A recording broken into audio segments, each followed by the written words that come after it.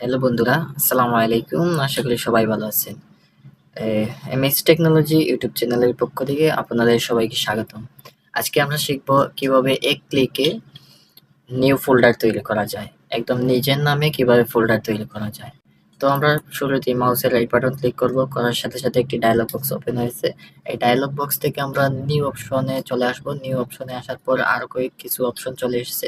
এই অপশন থেকে জাস্ট আমরা মাইক্রোসফট ওয়ার্ডের একটি এই ফোল্ডার তৈরি করতে চাচ্ছি, সেই জন্য আমরা মাইক্রোসফট ওয়ার্ড ডকুমেন্টে ক্লিক করে নিলাম। দেখুন আমাদের একটি নিউ ফোল্ডার তৈরি হয়ে গেছে।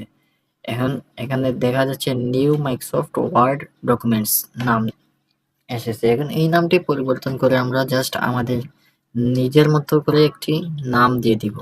সেই জন্য আমি এখানে আমার ইউটিউব চ্যানেলের নাম দিয়ে দিব।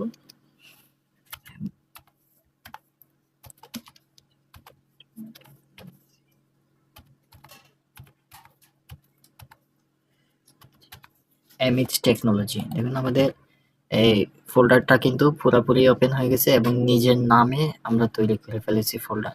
তো আশা করি আপনারা এরকম নতুন যার জিএস সফটওয়্যারের ফোল্ডার প্রয়োজন, নিউ ফোল্ডার একদম নিজের নামে ফোল্ডার তৈরি করতে পারবেন।